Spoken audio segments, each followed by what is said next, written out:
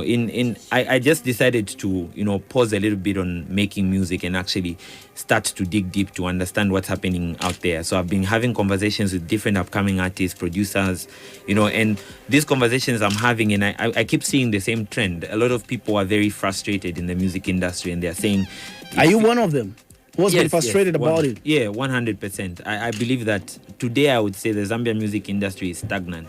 It's not growing. It's not evolving, in the sense that, for example, if you look at a good example is like Nigeria. In Nigeria, you get a new guy blow up almost every month. A song that you've never heard from a guy we completely never heard of. The biggest artists in the Zambian music industry today are still artists that we're celebrating 10 years ago.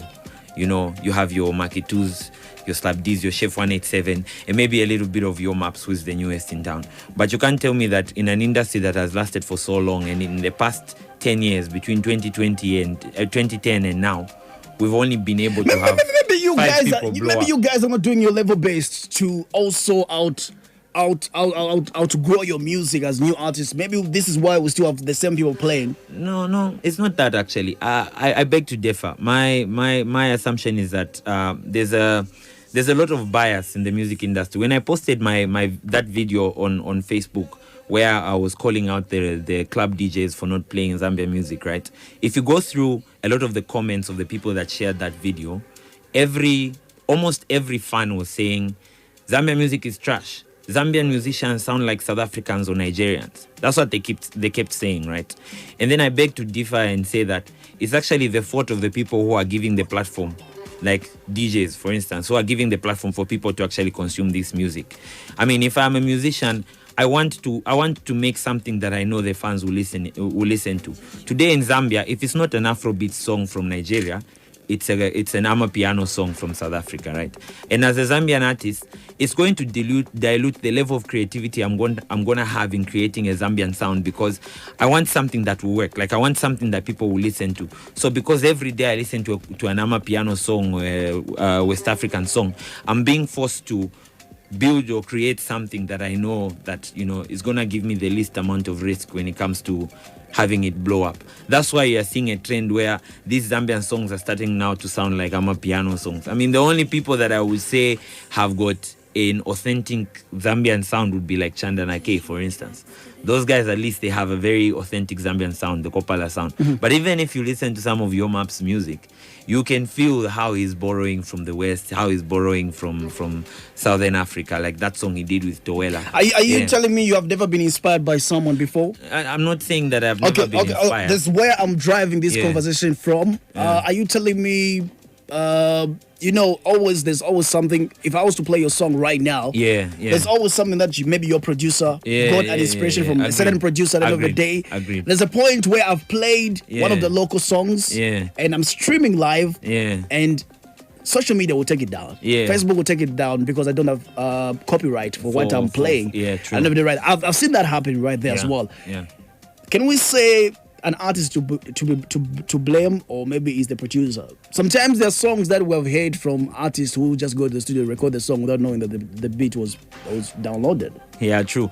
So that one I would blame it definitely on the producer. But like I said, in the industry, there's different players, and every single player has a part to play. The artist has a role to play in why the music industry is where it is. The producer has a role to play in why the music industry is where it is. The DJ has a role to play, and this is the radio DJ as well as the club DJ, as well as the managers and the record labels. We all have a role to play in why the industry is not growing. Number one, you have the producer who goes and downloads a beat that he heard on the internet, and then, just decides to sell it to an unknowing artist who decides to make music on it, right? That's already a problem there. That's copyright, right? That's why when you try to upload it on Facebook or you try to put it on Spotify, they're going to take it down. That's problem number one. Problem number two is the artists.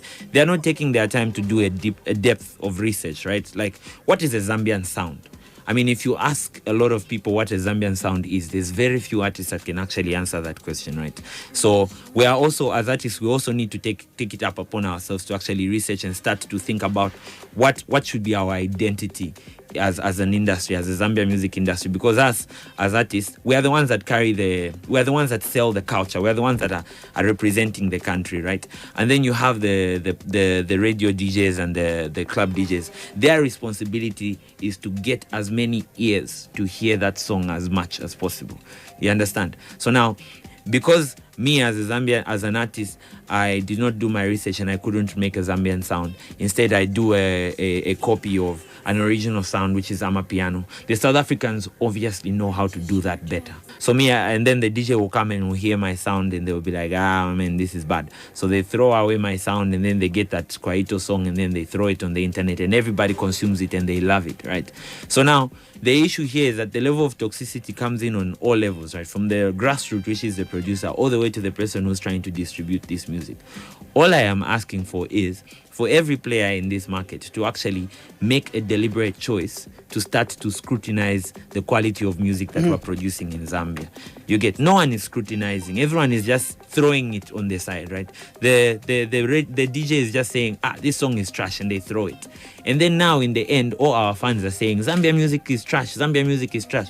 To be honest, all of us as players, all of us as leaders in the music industry are to blame, and we should be ashamed of ourselves that on our comments, one thing that is common about every fan that is saying is that our music is trash. I mean, guys, Zambia has been independent since 1964. You can't tell me in the 50-something years of existence that we've had, we could not figure out a sound. I saw you talking about that on your TikTok. Yeah. Like, trust me, I do my research. I pay attention to whatever that. It's not just you, but also other artists, whatever that they get to post right there. Yeah. So we played one of the TikTok voices that you made, that you got some threats from someone saying they're not going to be playing your songs. How true is that? It's 200% true. So I don't know if it's okay to name drop on. Nah, let's not mention names. Okay, cool. Let me not mention names. But there's a DJ who got that post that I made, right, where I was calling out the club DJs, and then he shared it on his page. And then one of the captions he put on his page was, "This guy is ungrateful. I will personally never play this guy's music no matter how big it gets." Personally, I see, like, that's exactly a problem right there. I mean, we as an industry have come to a point where we can't take the truth. Like, we can't take someone actually sitting down and trying to solve an important problem. Look, I'm not solving this for me. I'm not trying to solve this problem for me, right? I'm solving this problem for every artist, every DJ, every producer out there. The truth about the Zambian music industry is that we are not generating as much money as we could from the industry. And part of the reason why isn't because that there isn't money that people are paying for music in Zambia. A lot of people have subscribed to paid services to listen to music. But the music they're listening to is music by Nasty C or music by another guy. But this guy, I call out the issue and I say, this is the problem, and I think radio DJs are not doing, club DJs are not doing the right thing for not promoting Zambian music. The response I get is him threatening to never play my music no matter how big I get. We are talking about appreciating our own, man. Yeah. You were in Ghana. You said that. Yes. And decided to get to wear a Ghanaian outfit. Yeah. Let's talk about that, man. Yeah, so the reason why I actually dressed like this to come to this one was for the occasion of coming for this interview. Okay, so I'm trying to get a point. When you were in Ghana, yes, what sort of culture did you represent Zambia? Okay, so when I was in Ghana, something I observed. First of all, I came in and I was very vocal about my Zambianness, right? I blasted a lot of Zambian music in my room, in my hotel room. Whenever I hung out with my friends and we were driving, I always tried to play a Zambian song, right? But something I noticed is that the Ghanaians did not know any of the Zambian songs that I played, right? But the funny part is that I knew most of the Ghanaian songs they were playing. And every time we went to the club, I never heard a single Nigerian song in Ghana. Guys, this is Ghana. I never heard a single Nigerian song in Ghana. I never heard a single South African song in Ghana. They were always playing Ghanaian music in the club. Ghanaian music, and some of these songs, I don't even know them. They were 100% in Ghanaian language.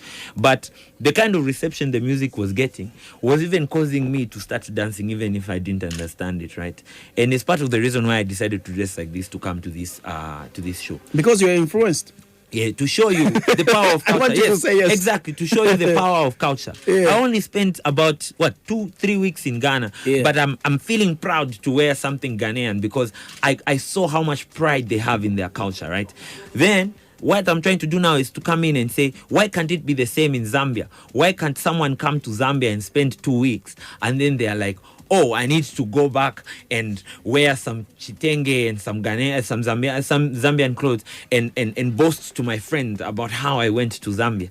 Some of my Ghanaian friends that I was with had been to Zambia before. They had visited me in Zambia before, right? But they have nothing to say about Zambia. Like they say, yeah, it's a nice country. The roads are nice. The city is quite quiet. Maybe you didn't give them a reason to talk about something, man. You know something that I was even talking about, saying we are our own ambassadors. Whatever that we get to post on our social media handle, people out there see it. Yeah. Sometimes we feel because we're getting 10 likes, 5 likes, we don't know who follows us. This is what I always talk about. Have you ever seen someone from any other country? These other countries that we talk about, I don't want to mention names, but they don't talk anything bad about their countries, like show you, okay, this is where the garbage is being. Okay, let's talk about, for example, South Africa. We all know that there's a place in South Africa that, it's like this place in Zambia. But you'll never see a big artist renowned that's talking about that bad place. Okay. So my response to that is this, right? I would say, so I'll take you back a few years back when South Africa was still a new country, like when they were just transitioning out of apartheid. Most of the stuff that was being said, or not most of the stuff that was being shared about South Africa, was the negative stuff. You know why? That was for the purpose of awareness. If you want to bring change, you need to call out what's wrong first, so that people can understand. So that people can understand that there is something wrong, and people can actually start to feel ashamed about what's wrong and actually start to do something about making it right. You understand what I mean? So 20 years ago, what was being posted in South Africa was what was wrong with South Africa. They posted the racism, they posted the way black people were being treated. And if you listen to the songs of people like Brenda Fassie and all these old other guys, their music was like protest. They were complaining about what was happening to their countries. Until people started doing something about it and their music industry started becoming better. Now you are seeing big artists like Casper talking about how they bought Bentleys from just being a musician. That will become possible if we actually also start to voice out what's wrong with the music industry in Zambia. And that's why I decided to start doing that, so that, the more people start to see and pay attention to Zambia, the more we'll start feeling the need to actually do something about it, because we're being ambassadors. And me, I'm being an ambassador of my country based on the truth that is happening in my country. What truth are you trying to bring out, apart from dropping DJs? The fact that our music industry we're not taking ownership of our music industry, and we're not making deliberate effort to actually create an identity about Zambian music. Today, I don't think Zambian music has an identity yet, and no one is waking up to say, yes, it's actually time that we created an identity for Zambian music. And the way we create an identity is, one, we start to introduce a mindset shift. That mindset of Zambian music is trash. We need to start changing it. And how do we change it? By actually becoming deliberate about creating quality music. That's one. And then two, becoming deliberate about finding that quality music and making sure that it's heard as much as possible.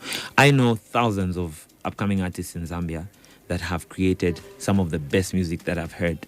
But do you know how hard it is for them to actually get that music out there? Do you know what these DJs tell them when they go to them with these songs? These DJs, they tell them all sorts of things. I mean, there was a time when I produced this song that you just played.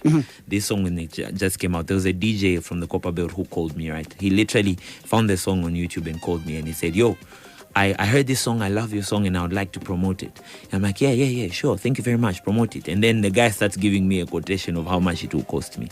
Then I'm like, yo, chill, right? You want to promote the song. I'm not saying I won't pay you. I understand this is your work, right? You have to make money out of it. But let's work together. You should be calling me and telling me, yo, I played your song in the club and then so many people loved it. I really want to continue doing this, but I don't have enough resources for it. So I need you to help me. Give me some money. Naughty, immediate, you haven't even played it once. You're already asking for a quotation. I mean, my guy, we're all hustling here. So you have to show me that you're bringing value for me, for me to want to give you value. There's a reason why I posted the song. It's because some people to hear it. Let's talk more on the other side, man. Talking about value and other stuff. We still have conversation to talk about right here and later, hoping that we'll also get to pick up calls and get to find out what the people have to say. I guess with what we're talking about right here on joyfm. Yeah, for sure. The Joyful Lounge. Bang bang music. Robo yo maps.